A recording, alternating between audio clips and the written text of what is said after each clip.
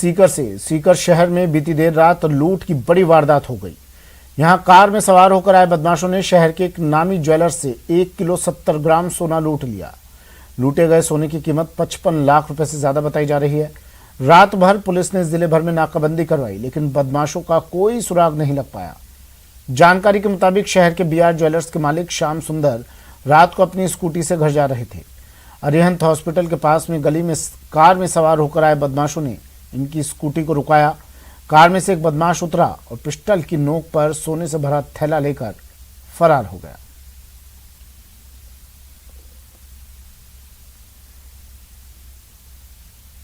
और सोनो कितना 1 किलो 70 ग्राम। कितना को लगो कीमत कितनी है? कीमत को तो नकाब वगैरह लगा रखा था उसमें या कुछ? नकाब, मुंह पर नकाब और रुमाल लगा रखी वाइट। कितना लोग? गाड़ी कौन सी? गाड़ी सफेद कलर की, नंबर प्लेट ही को नहीं। कौन सी गाड़ी? गाड़ी जब तक आइडिया मारुति की स्विफ्ट ही। दुकान से घर जा रहा था तो अरिहंत हॉस्पिटल के पास में मेरी स्कूटी को रोक करके और मेरा थैला छीन करके ले गए, जिसमें 1 किलो सोना था।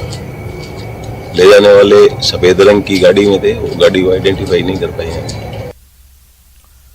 और बड़ी खबर है, पूर्व विधायक अमृता मेघवाल पर हमला किया गया। जयपुर के ट्रांसपोर्ट नगर थाना इलाके की घटना है।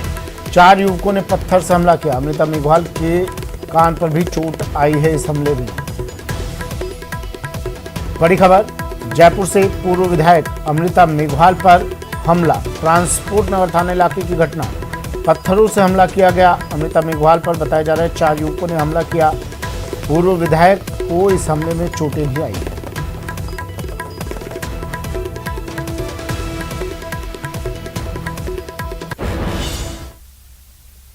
आसाराम की तबीयत एक बार फिर बिगड़ गई है। सूत्रों की माने तो यूरिन इन्फेक्शन के कारण 5 दिन से आसाराम को बुखार आ रहा है। इसके बाद आसाराम को जेल से जोधपुर एम्स में भर्ती करवाया गया। एम्स में डॉक्टर्स ने उसके स्वास्थ्य की स्थिति देखते हुए ICU में उसे भर्ती किया है और आसाराम की तबीयत पर डॉक्टर लगातार निगरानी रखे हुए हैं।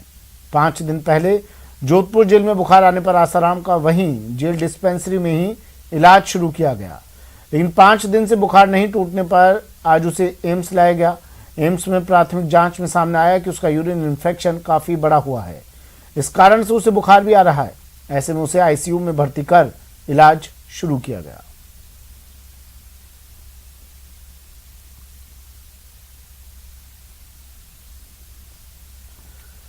लोकसभा अध्यक्ष ओम बिरला अपने 8 दिवसीय कोटा दौरे पर हैं। आज सुबह 5:30 पर लोकसभा अध्यक्ष ओम बिरला ने राजस्थान राज्य क्रॉस कंट्री प्रतियोगिता 2021 का शुभारंभ किया।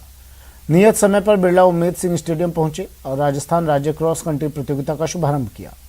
ओम बिरला ने गुब्बारे हवा में छोड़कर विधिवत तरीके से क्रॉस कंट्री प्रतियोगिता का शुभारंभ किया। इस प्रतियोगिता में तकरीबन 700 प्रतिभागी भाग ले रहे हैं।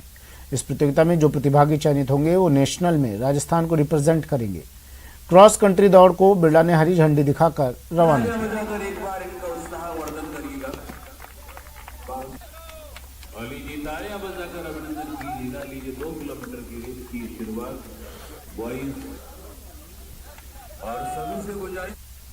और चलिए अब हम आपको दिवाली के बाद मनाए जाने वाले अन्नकूट परंपरा की 3 तस्वीरें दिखाने जा रहे हैं।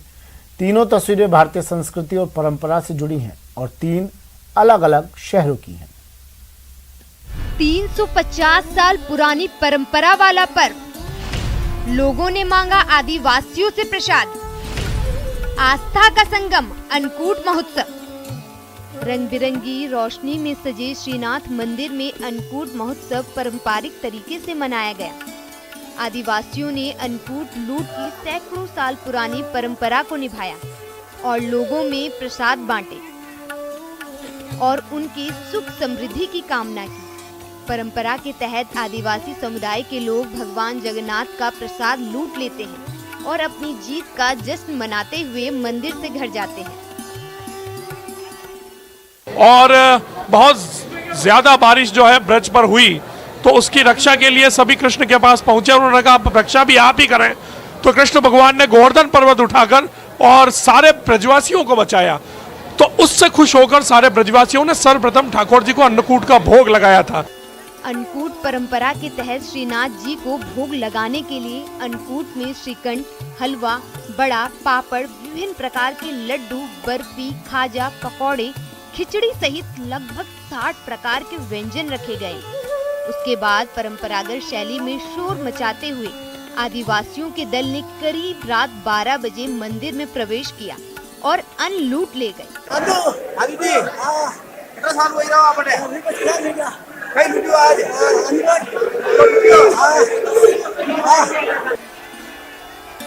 चित्तौड़गढ़ में श्री सांवलिया सीट मंदिर में परंपरा अनुसार गोवर्धन पूजा के बाद देर रात मालपुए लूटने की अन्नकूट परंपरा निभाई गई। प्रसाद के रूप में मालपुआ लूटने के लिए बड़ी संख्या में स्थानीय ग्रामीणों के अलावा दूर दराज के लोग मंदिर में मौजूद रहे। उदयपुर में दिवाली के अगले दिन श्रीनाथ जी मंदिर परिसर में गोवर्धन पर्वत बनाकर गोवर्धन पूजा मनाया गया। मंदिर में परंपरागत तरीके से ग्वालों ने गायों को रिझाया और उन्हें भोजन कराया गया और अन्नकूट महोत्सव मनाया गया। वहीं महिलाओं ने मंदिर में परिक्रमा कर परंपरागत अन्नकूट महोत्सव में शामिल हुई। अपनी परंपरा और संस्कृति को लेकर हमेशा सजग रहने वाले मरोदरा वासी सभी परंपरागत पर्वों को हर्षोल्लास के साथ मनाते हैं। अन्नकूट महोत्सव भी एक परंपरागत पर्व है जिसे राजस्थान के सभी शहरों में उत्साह के साथ मनाया जाता है। Bureau report, news 18 Rajasthan. Deepawali के बाद लेक सिटी उदयपुर सैलानियों से गुलजार है। हर तरफ रौनक ही रौनक, बहार ही बहार है।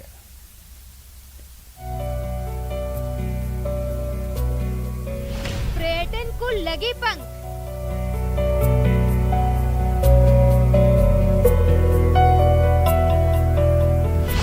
सैलानियों की बहार। लेक सिटी में लौटी रौनक। कोरोना वायरस के प्रहार से बर्बाद हुए पर्यटन को पंख रखने का वक्त आ गया है। करीब 1.5 साल बाद सैलानियों ने फिर मरोदरा का रुख किया है। महल, होटल, सड़क और बाजार सैलानियों से सब गुलजार हैं। खासकर लेक सिटी उदयपुर में बड़ी तादाद में पर्यटक मौज मस्ती के लिए पहुंचे हैं। फतेह सागर झील, पिछोला झील और सहेलियों की बाड़ी में पैर रखने की जगह नहीं है।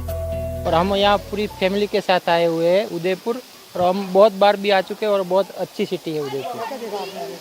अभी हमने सिटी पैलेस देखा, सहेलियों की बाड़ी देखा और अभी बहुत सारा घूमने का बाकी है अभी। और यहाँ पे मैं घूमने आया हूँ उदयपुर सिटी में। उदयपुर सिटी बहुत ही अच्छा है, बहुत ही मतलब यहाँ पे घूमने के प्लेस बहुत ज़्यादा है, बहुत किले है, बहुत गार्डन है, बोटिंग की वगैरह व्यवस्था है उसमें।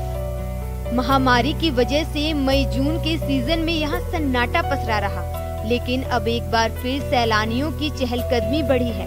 उदयपुर में गुजराती पर्यटकों का जमावड़ा ज्यादा है। पिछले साल के मुकाबले पर्यटकों की संख्या महज 20% है। फिर भी कारोबारियों के चेहरे पर खुशी लौटी है।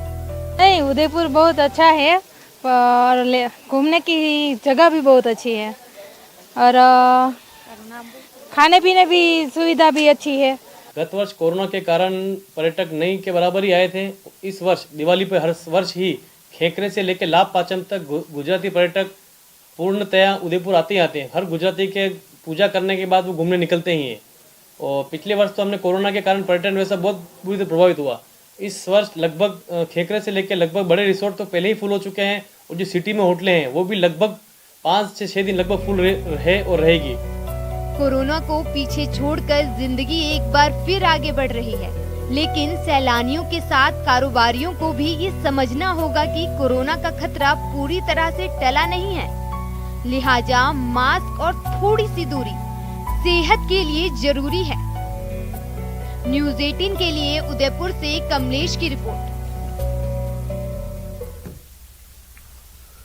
कोरोना काल के बाद एक बार फिर से सैलानियों से स्वर्ण नगरी गुलजार हुई है। दीपावली के दिन से ही जैसलमेर में सैलानियों की संख्या बढ़ने लगी थी और अब तो हर तरफ टूरिस्ट ही टूरिस्ट नजर आ रहे हैं, जिससे टूरिज्म से जुड़े कारोबारियों के चेहरे खिल उठे हैं। ज्यादातर पर्यटक गुजरात से आए हैं। सोनार दुर्ग में इतनी भीड़ हो रही है कि पुलिसकर्मियों को यातायात सुचारू करने के लिए मशक्कत करनी पड़ रही है। कला, संस्कृति और धरोहरों की धरती जैसलमेर और इसे निहारने फिर पर्यटक पहुंच चुके हैं। दीपावली के बाद जैसलमेर में पर्यटकों का बूम जो है वो साफ देखने को मिल सकता है। इस वक्त हम पटवा हवेली पर है और ऐसे ही सभी ऐतिहासिक स्थलों की स्थिति है जो है कि पूरे पर्यटकों से लबरेज नजर आती है। हर कोई जैसलमेर को निहारने के लिए यहाँ आ रहा है। हर कोई यहाँ की नक्काशी को देखकर अपने आप को फलीभूत महसूस करता है। यहाँ पर कुछ पर्यटक है, उनसे बात करने का प्रयास करते हैं। जैसलमेर आए हैं, कैसा लग रहा है?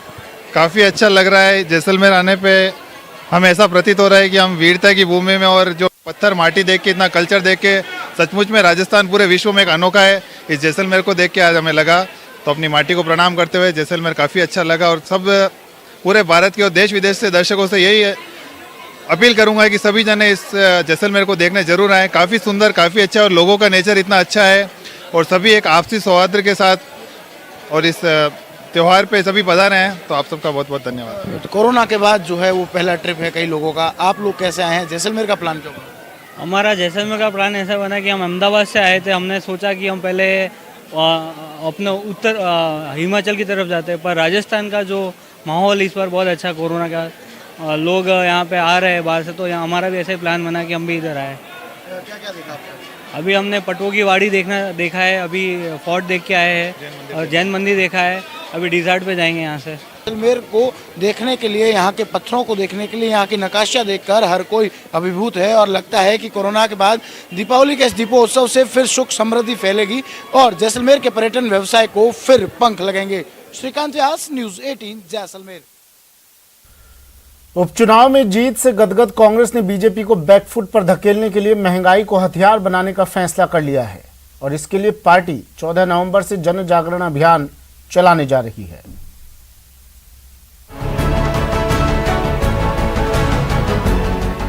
महंगाई वाला हथियार, हमले को कांग्रेस तैयार।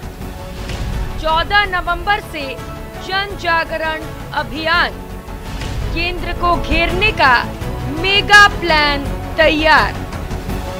तैयारी पूरी है। कांग्रेस एक बार फिर महंगाई को हथियार बनाकर केंद्र सरकार पर हमला बोलने की तैयारी में है। कांग्रेस महंगाई वाले हथियार की ताकत बखूबी समझती है, तभी तो उसने अब मेगा प्लान तैयार किया है केंद्र सरकार को घेरने का। पार्टी के नेता और कार्यकर्ता गांव-गांव, ढाणी-ढाणी जाकर जन जागरण अभियान चलाएंगे और महंगाई के विरोध में आम जन में अलख जगाएंगे। 14 से 29 नवंबर तक कांग्रेस का जन जागरण अभियान गांव-गांव, ढाणी-ढाणी जाकर महंगाई के विरोध में जागरूक करेगी। आमजनों से केंद्र सरकार पर दबाव बनाने की समझाइश करेगी कांग्रेस।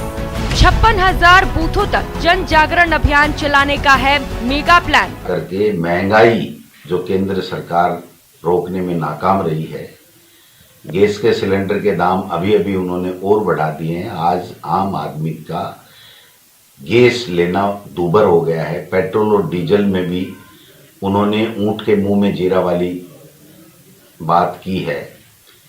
इस पूरी महंगाई के कारण से गरीब के थाली से अनाज खिसक रहा है, उसको एक वक्त का खाना भी मिल नहीं पा रहा है और केंद्र की मोदी सरकार अहंकार में डूबी हुई है।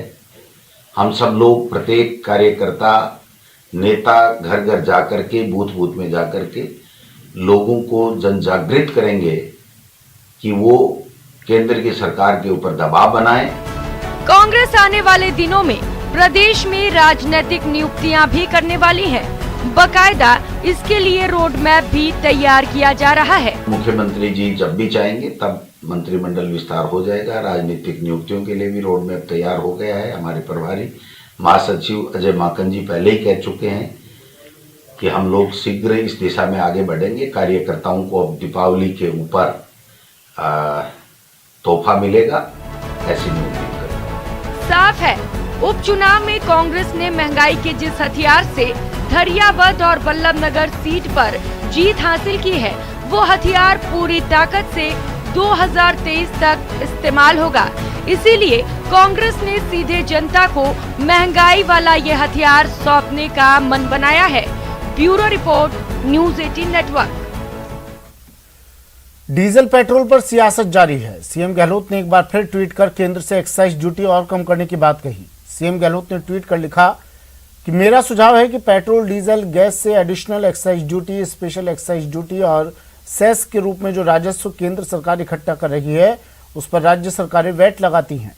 इसलिए केंद्र सरकार को महंगाई को देखते हुए और इसमें अधिक कमी करनी चाहिए, जिससे राज्यों का वैट कलेक्शन स्वतः उसी अनुपात में कम हो जाएगा। जैसा 5 रुपये पेट्रोल और 10 रुपये डीजल का दाम कम करने की घोषणा के साथ ही राजस्थान राज्य को 1800 करोड़ रुपए का राजस्व कम हो जाएगा। केंद्र सरकार ने पेट्रोल, डीजल पर वैट कम किए हैं, जिसके बाद से लोगों को थोड़ी ही सही पर राहत तो मिली, लेकिन प्रदेश सरकार ने वैट कम करने से मना कर दिया, जिसको लेकर अब राजनीति तेज होती जा रही है। जोधपुर में केंद्रीय जल शक्ति मंत्री गजेंद्र सिंह शेखावत ने सीएम गहलोत के फैसले को दुर्भाग्यपूर्ण बताया। सरकार का नियंत्रण उसमें समाप्त किया जा चुका है, लेकिन डॉलर की प्राइस बढ़ने के कारण से इंटरनेशनल मार्केट में डॉलर और साथ ही साथ में क्रूड की प्राइस बढ़ने के कारण से पेट्रोल और डीजल का भाव बहुत बढ़ा था। मैं आपके चैनल के माध्यम से धन्यवाद देना चाहता हूं माननीय प्रधानमंत्री जी को कि उन्होंने सहृदयता पूर्वक निर्णय करते हुए, और जैसा कि हम जानते हैं कोरोना के कारण से जिस तरह से अर्थव्यवस्थाओं पर दबाव बढ़ा है, वो मानते हुए भी, उसको जानते हुए भी जनता को एक बहुत बड़ी राहत। फिलहाल इतना ही, दीजिए इजाजत, नमस्कार।